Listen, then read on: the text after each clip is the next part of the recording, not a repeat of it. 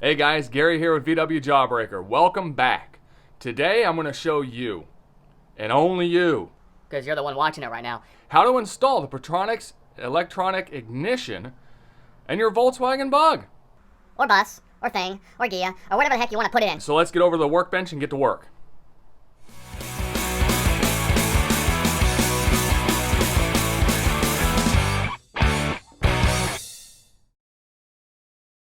Alright, now that we're at the bench, if you watched my other video on tips and tricks on removing your distributor, working on your distributor, you realized I only pulled the one 13mm bolt. or nut I should say. Remove the entire distributor out of the car.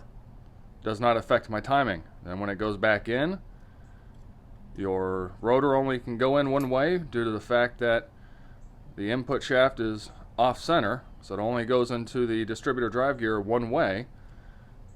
Drop that in. There you go. Problem solved.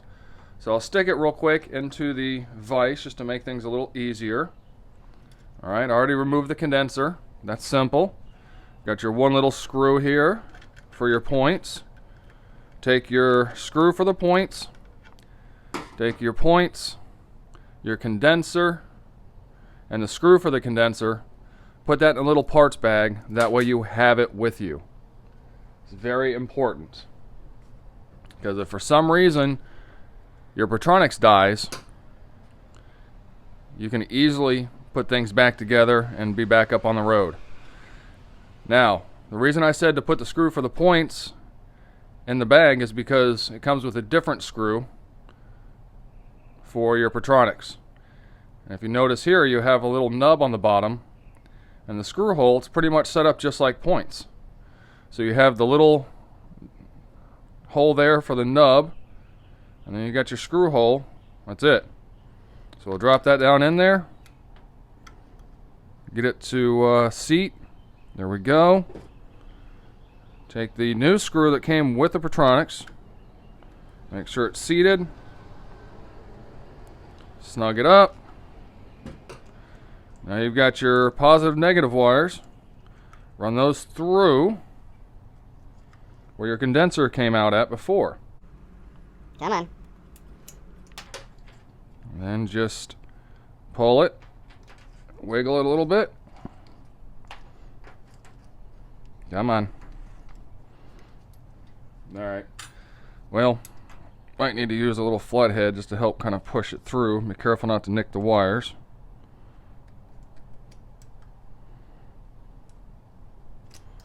There you go. Almost. Oh, there it is. Alright. So now that that's put in, get yourself a little bit of slack on the wires. That way it kind of sticks out of the way. Then for the center, it's basically a little magnet. It slides over, slides down. That's it. You've now just installed Pertronix on your vehicle. Of course, this is a 009, but they're pretty much all the same on how they get assembled. One thing I can tell you is make sure that your wires are routed off to the side here, and don't let them pull up and get too tight and rub against the middle. So a little slack, leave them off to the side. Put your rotor on, put your cap on, drop it back down in the vehicle, tighten up to 13mm. Make sure you hook positive to the positive side of the coil, negative to the negative side of the coil. Negative side of the coil is where your condenser hooked up before. That's it. Simple. So my viewer asked me, hey man, why would you even bother running Pertronix when points and condenser are also fine? And you know what? Points and condenser are fine. They do work great.